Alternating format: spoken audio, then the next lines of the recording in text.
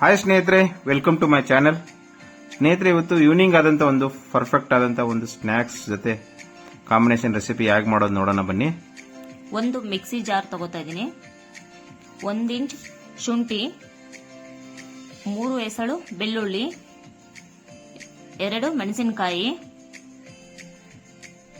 Wash ಮಾಡಿರುವಂತ 1 ಇಡೀ ಪುದೀನ,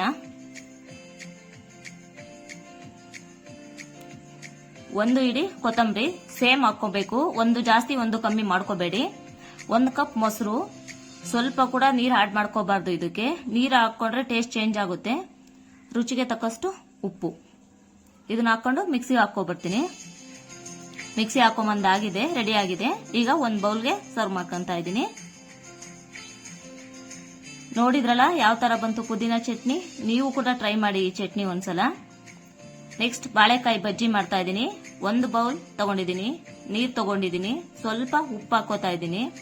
1 ಬಾಳೆಕಾಯಿ ತಗೊಂಡಿದ್ದೀನಿ. ಇದನ್ನ ಸಿಪ್ಪೆ ತಕೋಬೇಕು. ಸಿಪ್ಪೆ ತೆಗೆದ್ಮೇಲೆ ನಿಮಗೆ ಯಾವ ಶೇಪ್ ಆ ಶೇಪಿಗೆ ಕಟ್ ಮಾಡ್ಕೊಳ್ಳಿ.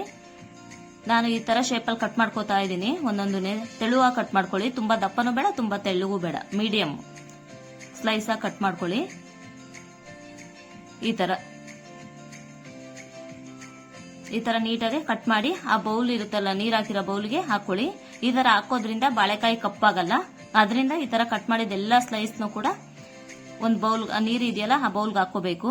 ಈಗ ನೆಕ್ಸ್ಟ್ ಬಜ್ಜಿ ಮಾಡಕ್ ಹಿಟ್ಟು ಕಲ್ಸಕ್ಕೆ 1 ಬೌಲ್ ತಗೊಂಡಿದ್ದೀನಿ. ಕಡಲೆ ಹಿಟ್ಟು, 2 ಸ್ಪೂನ್ ಅಕ್ಕಿ ಹಿಟ್ಟು, ಸ್ವಲ್ಪ ಓಮು, 1 ಚಿಟಿಕೆ ಸೋಡಾ. ಇದು ಮಿಸ್ ಆಗಿದೆ. ಇಷ್ಟನ್ನು ಹಾಕೊಂಡು ಇದಕ್ಕೆ ಸ್ವಲ್ಪ ಉಪ್ಪು,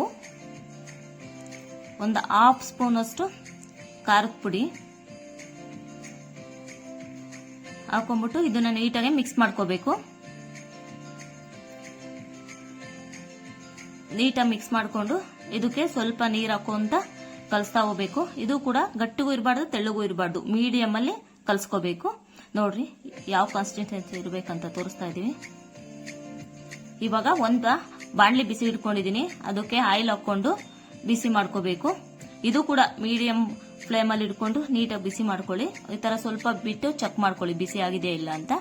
ಇವಾಗ ಬಾಳೆಕಾಯಿ ತಗೊಂಡು ಸ್ವಲ್ಪನೇ ನೀರೆಲ್ಲ ಕ್ಲೀನ್ ಆಗಿ ತೆಗೆದುಬಿಟ್ಟು ಆಮೇಲೆ ಮಿಕ್ಸ್ ಮಾಡಿರೋ ಹಿಟ್ಟೊಳಗೆ ಹಾಕೋತಾ ಇದ್ದೀನಿ. ಇವಾಗ ಒಂದೊಂದೇ ಸ್ಲೈಸ್ ತಗೊಂಡು ನೀಟಾಗಿ ಈ ತರ ಸ್ಪ್ರೆಡ್ ಮಾಡ್ಕೋಬಿಟ್ಟು ಇವಾಗ ಆಯಿಲ್ ಒಳಗೆ ಹಾಕೋತಾ ಇದ್ದೀನಿ. ಎಲ್ಲಾ ಬಾಳೆಕಾಯಿನೂ ಅದೇ ತರ ಮಾಡಿ ಹಾಕೊಂತ ಇದ್ದೀನಿ. ಇವಾಗ ಮೀಡಿಯಂ ಫ್ಲೇಮ್ ಅಲ್ಲಿ ಇಟ್ಟು ಫ್ರೈ ಮಾಡ್ಕೊಳ್ಳಿ. ಇಲ್ಲ ಅಂದ್ರೆ ಜಾಸ್ತಿ ಫ್ಲೇಮ್ ಇಟ್ಕೊಂಡ್ರೆ ಒಳಗೆಲ್ಲ ಬೇಯಲ್ಲ. ಅದರಿಂದ ಮೀಡಿಯಂ ಫ್ಲೇಮ್ ಅಲ್ಲಿ ಇಟ್ಕೊಳ್ಳಿ.